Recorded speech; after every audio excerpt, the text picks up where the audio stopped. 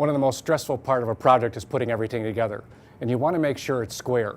And by the time the glue goes on, there's no turning back. So try some of these tips to reduce stress. Now you want to start with a dead flat surface, and that can be a floor or it can be a workbench. And the way to test it is to make a couple of winding sticks. And I just made these out of a couple of pieces of scrap. This one is a little bit taller than the smaller one here, and I put a piece of blue tape on it to make it easier to sight down that line. So I'll take a winding stick and set it at one end and then at the other, and all I have to do is sight over the front one and look at that blue tape in the back. And if I can see that that blue tape line is even across the front of this, I know my bench or my floor is nice and flat. If it's not, we can square that up with a piece of MDF, and I'll show you how to do that.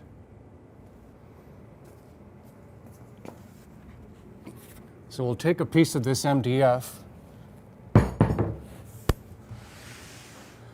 and set this on the bench. We can put our winding sticks back on here and take a quick check. And if I notice that the far outside edge has to be shimmed just a bit, I can do that by a couple of shims here underneath that edge until I see that I've made it perfect. So that's a way to do that. The same thing could be done on a floor with another piece of MDF too. The idea is if you have a dead flat surface, everything that you set on it can then be squared off of that surface. Makes your assembly an awful lot easier.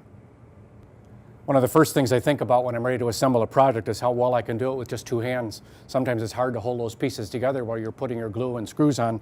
I found it's easier to make a couple of squaring braces. The smaller one here has been laminated, so it'll kind of stand on its own, and you can use it for the smaller assembly projects. And then there's a nice big one here for larger assemblies. These actually work really well.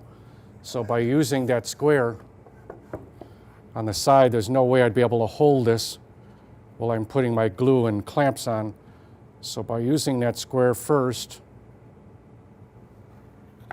I can clamp one leg and then clamp the second one.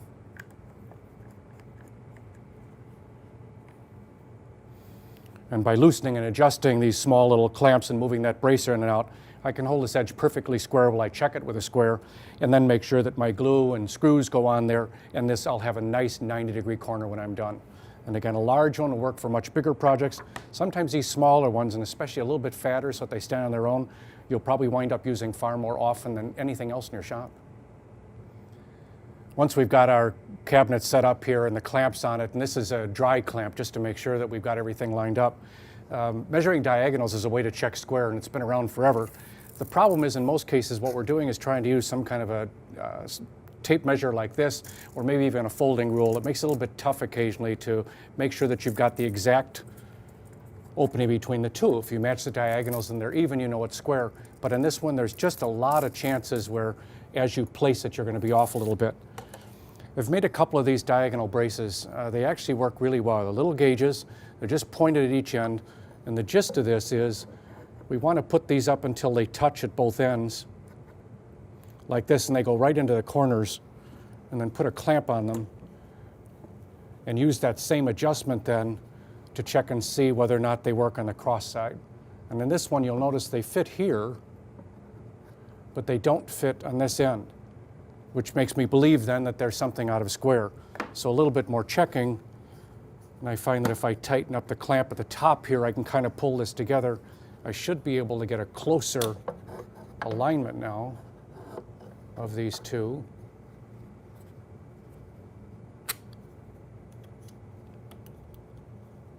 So after I've clamped them, and I know that they fit there, then I can see that they fit there too. So now that I'm sure that they fit on both sides, I know that this will clamp up correctly. I can put my glue on and do it. I also will check after I put the glue on very quickly before I finalize all my clamping and make sure that the same diagonal measurement is even on both sides, and I know my glue up is going to be perfectly square. Now lastly, as we talk about this setup, and maybe this should have been the first part, is having an organizational little plan ready so that when you're ready to put this together, it'll go together easily and then finish your square up. As you can see on this particular panel, This is one of a couple at the end of an end table, and they have a lot of different pieces to them. And by doing a quick assembly here, dry assembly, you at least get a feel for the order in which you're going to put something, and then finally how you're going to glue it together. And you'll notice as I put these together, the pieces will fit well, but when you're putting glue on here, things seem to kind of come apart.